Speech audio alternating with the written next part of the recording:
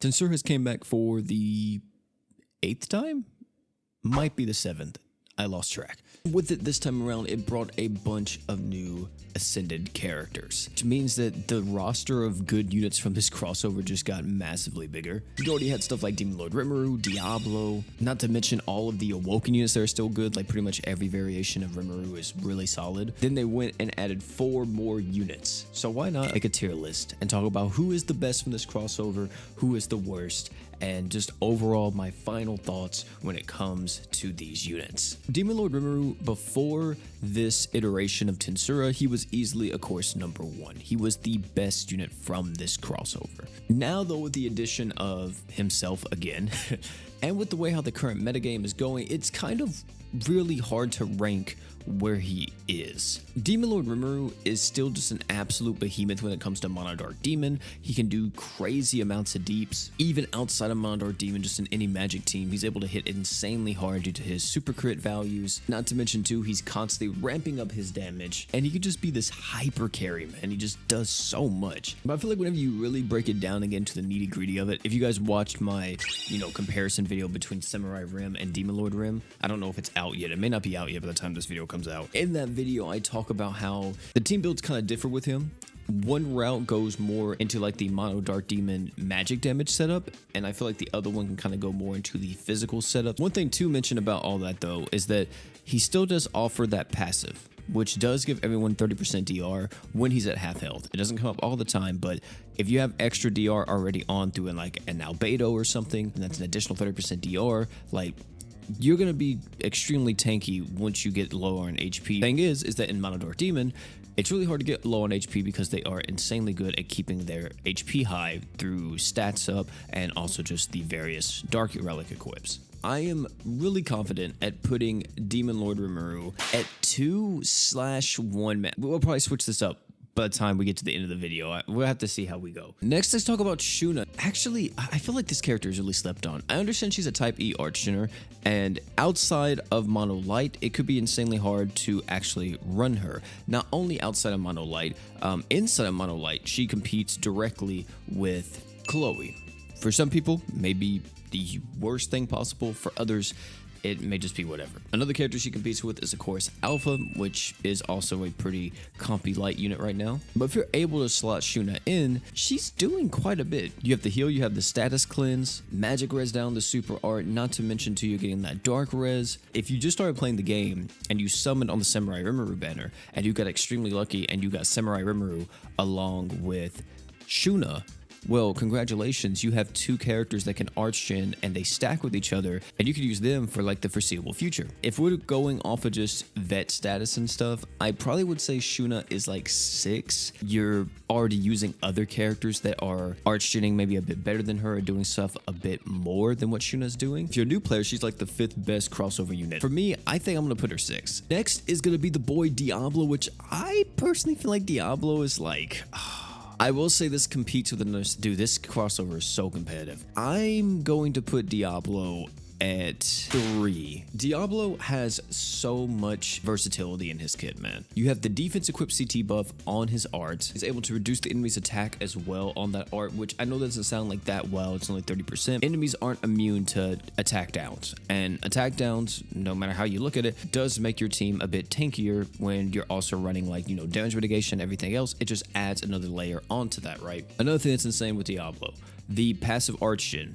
Left and right units are gaining 6 arts per second. Diablo doesn't gain art gauge like that, but he has a skill that gives him 40 arts every 11 seconds, so it kind of counteracts it. Evasion rate down is insane, and Diablo does 40% of it just instantly. You throw that baby up, boom. 40% evasion rate. And if you're running like accuracy equips or you have like an accuracy up character on your team, most evasion bosses can just be hit with Diablo and like one other character. The super art is definitely Diablo's weakest part of his kit. It inflicts that blind. If you blind the enemy, then of course you get more damage. If you don't inflict the blind, you still get the dark res either way. I don't like using the super art on Diablo. I rarely ever use it, not to mention it takes forever to come out. And the fact that he keeps showing his head in like a lot of in-game fights, it's just like he's gotten even better with age. Of course, his biggest weakness right now is definitely the fact that he is a demon.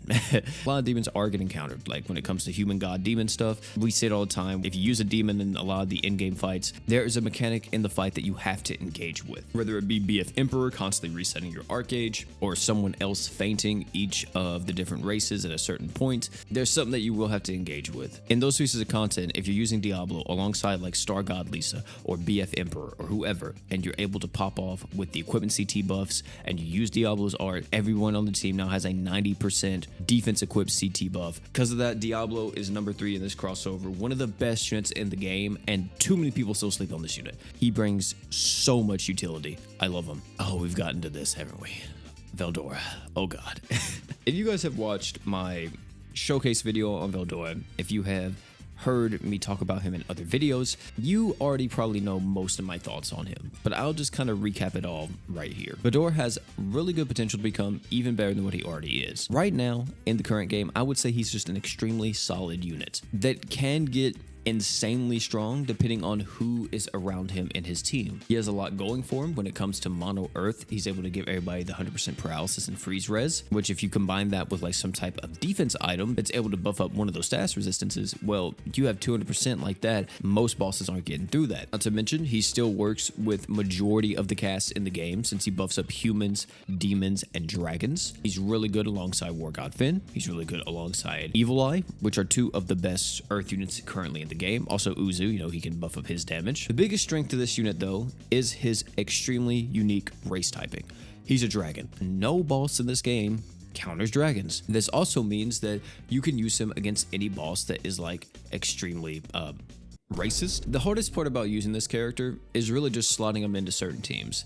If you build a team around him, it's not too bad, right? Like you could easily build a team around him. The hard part comes in when you have to build a team around him and you also have to build a team around an event. That's where it gets really tight, and sometimes Veldora gets bottlenecked to the point to where it's like we have to cut him. There's no way we can throw Veldora on this team. Which means after all that, Veldora is the 5th best unit from this crossover. If we get the dragon meta, hopefully we will one day, Veldora is going to shoot up quite a bit. He'll never be the most broken unit in the game, even if the dragon meta does become a thing. He'll just always be a super solid character. The next character I want to talk about is someone that I undervalued a little bit, but has insane potential as well. And that's going to be Shizu. Shizu has so much going on in her kit. The massive fire res down, even if you're not burning the enemy, just 160% fire res down is insane. You guys saw how wild it was when Uzu and War God Finn were just like tackling everything in the game, and it was mainly because they both had crit chance, right? But also Uzu just had the built-in physical res down, so they were able to just push through content even though it was only 150%. I'm gonna put Shizu in number 4.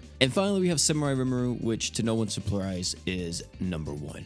Now, Samurai Rim and Demon Lord Rim, this is going to be an argument that is going to last till the end of freaking time.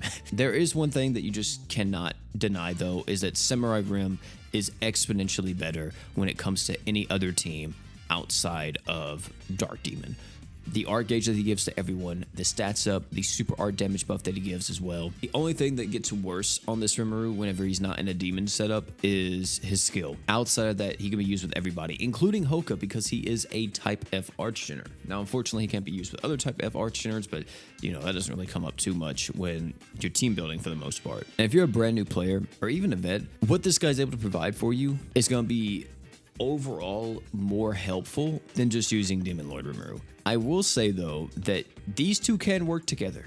As you've seen in my versus video, which hopefully you guys watch that, or it's out by the time I release this one, these guys are able to be used together. Like, this is a functioning team if you want to use Samurai Rim and Demon Lord Rim. And this character, I mean, even though it's not the same, what he reminds me of is that he kind of reminds me of a Vox that can Archgen. If you've been around since the Awoken era, that's what I get from this New Year's Rim, surprisingly. Even though he's not a crit buff or anything, just true arting and then spamming that art most of the time is going to bring so much value to your team, not only just by buffing up everyone's super art damage, but like just keeping the team alive through that stat heal, because it's relatively fast as well. So if I wanted to make a whole nother tier, right, just one above everything and just say rims, I don't think anyone would be necessarily upset with that. But ladies and gentlemen, this is going to be my finalized list. I feel like this crossover just has so much good stuff. Like, even some of the lower tier characters on here, like you see the Shuna, you even see Veldora placing a bit low. That doesn't necessarily mean they're bad. the competition is so freaking high with this crossover. Either way though, fam, thank you all for hanging out. It's been your boy P. Tell me down below what you all think about the tier list, or just who you think is the strongest character from this crossover, especially when it comes to the Rimurus. Who do you think beats out who? Let me know that type of stuff down below. Also, if you enjoyed this video, hey man, check out this video right here. It's the very first showcase we did on the new Tensura stuff. If you missed any of these, I highly recommend you start with this one and then slowly work your way through all of them. I'll meet you over there, but before you leave, don't forget to drink water.